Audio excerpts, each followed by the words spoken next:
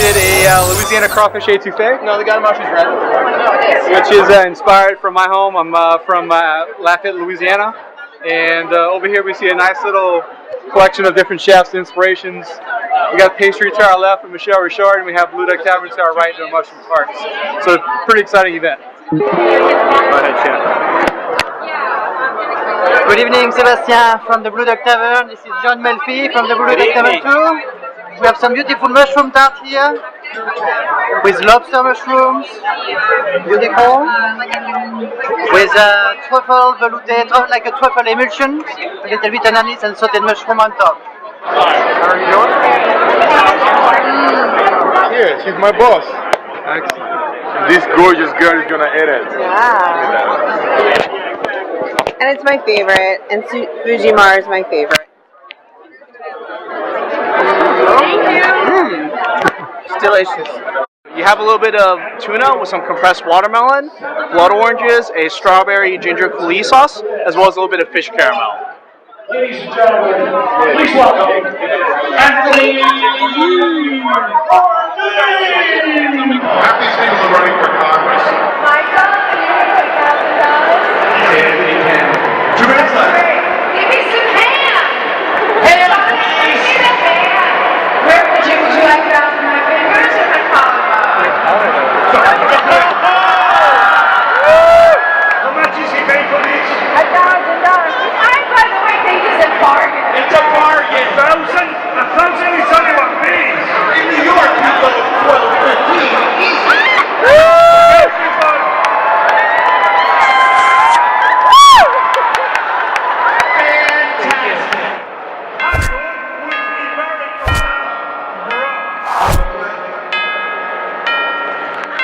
How is it going? Chef Bubin. It's good, right? Thank you. Everyone's doing it. So good. Acorn fed pork and 4 years There we go. of aging in the Come together to create this masterpiece of flavor. Oh, it's the best thing I've ever had in my mouth. Let's find out what your secret ingredient are, honey. I think its secret ingredient is the sushi. Come on, Ladies and gentlemen, bravo! That's like a 6-hour praise, dude. Oh my God. Ladies and gentlemen, today's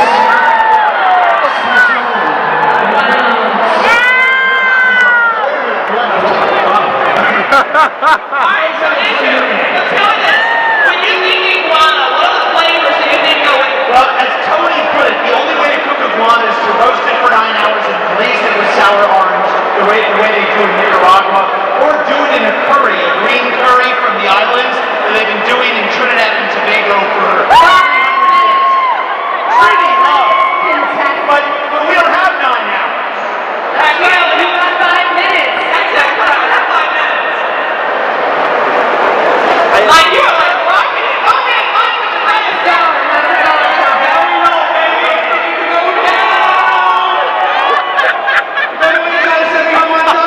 Your time to pack your knives.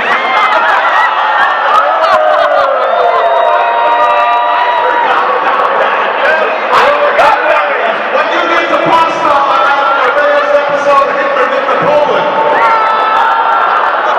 the single reason, really, I thought that I was a lucky man is because I met a man called Robert Egger.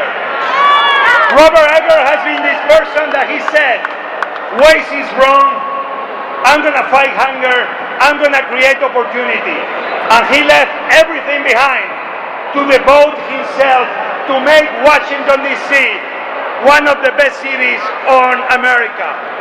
So, the founder, the president of the country's first community kitchen, DC's Central Kitchen's very own Robert Egger!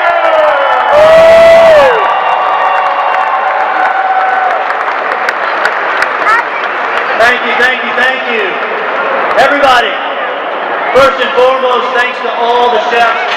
Please make a point of saying thank you to all the men and women, all the amazing organizations that have contributed to tonight with their amazing hospitality, their amazing food, their amazing talent. This is a very poignant night for me because it was, we're about to enter our 25th year of the DC Central Kitchen.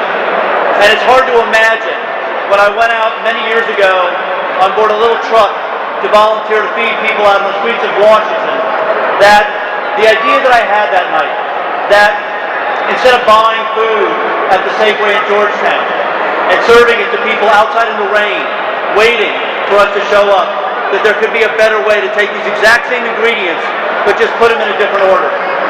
Now I'll tell you, when I proposed the DC Central Kitchen, everybody told me it wouldn't work. They told me I was naive to think you could train men and women that are homeless. They told me it was illegal to get food from restaurants.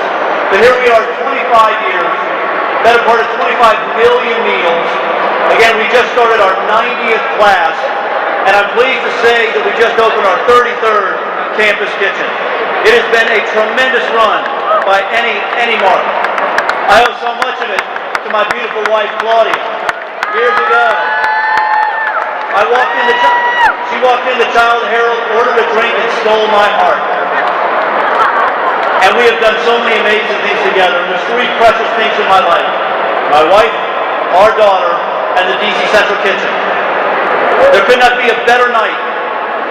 Many founders dream of the moment when they say goodbye to the organization they founded. You know, many people, when they start an organization, dream that one day it'll be strong enough and stable enough to thrive without them. That time has come for this founder. Tonight I'm here to say that this will be my last food fight at the DC Central Kitchen. Tonight I'm announcing that I am stepping aside from leadership of the DC Central Kitchen after 25 glorious years of working in this amazing city.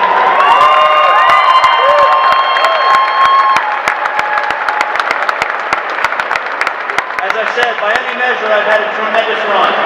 I've got to meet presidents, I've got to be on Oprah, I've got to chill with Jose, I've got to make a good friend out of Jose and many other chefs. I've had the honor of watching thousands of men and women go from a place few can imagine and graduate from the DC Central Kitchen. Do you know how many times I've heard, I've never finished anything in my life but a prison sentence and the DC Central Kitchen? You know, the notion, and I've seen it throughout tonight, is I've encountered so many men and women, and I've tried to keep this announcement to myself, knowing what was coming. But I'll tell you, it's easy to do when I look at the management and the people who are leading the DC Central Kitchen. When I look at the power of this event and what's been created. You know, if it wasn't for the leadership of our board, Jeff Stryker, our chairman, and the rest of the board, if it wasn't for Glenda, our amazing CFO, who keeps all the money flowing, if it wasn't for Brian McNair, if it wasn't for all the men and women on the training program, all the men, Marianne Ali, who has been my training partner for so many years, Miss Dot, the names go on and on. If it wasn't for Chapman Todd, who helped me when I built this, if it wasn't for Cynthia Rowland, but I'll tell you, the reason I'm really comfortable is because I know that Mike Curtin will be able to take this organization. We love you, Mike. You know, I was just a guy with a crazy idea. Mike Curtin is the man that I'm proud and honored to turn over the baton of the DC Central Kitchen. So,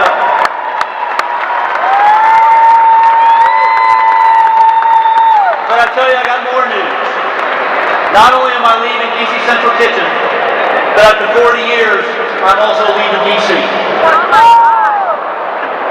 I'll tell you, I'm going to go back to the town of my roots, to Los Angeles, where I'm about to open the LA Kitchen. Woo!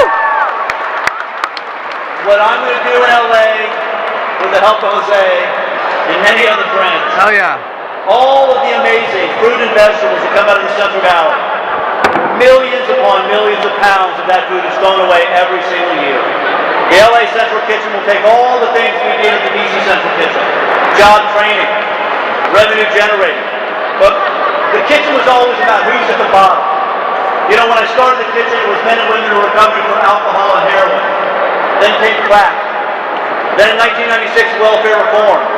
And now many of the men and women who go through our program are coming out of prison. But I'm a person who looks to the future. And I tell you, every single day in America, 10,000 people wake up 65. And there's a waiting list in America and half of American cities for Meals on Wheels. And there's 80 million people coming. The LA Kitchen is going to pioneer vegetarian and vegan meals for our elders in America.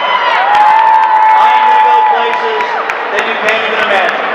So I hope that anybody, if you get a chance to come to LA, you will come because you will never go hungry in the City of Angels, any of my friends in Washington, D.C.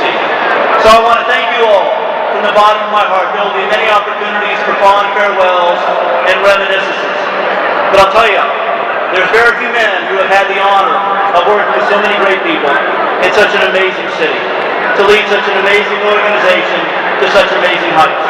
I owe it to so many people in this room, and all I'm going to say tonight is thank you all very, very much for helping this young man's dream turn into an old man's reality. Thank you. Good luck in Los Angeles. I can only hallucinate how successful this is going to be. You're going to give a little help out there, aren't you? I mean, I am very sad. Robert is leaving DC, but having a restaurant and hotel in LA, I'm very happy. Robert is gonna begin again on the West, almost like if he was Lewis and Clark. There we're gonna have Robert in LA, beginning again what he began here 25 years ago. So guys, once again, big round of applause and farewell to Robert Eger. Thank you.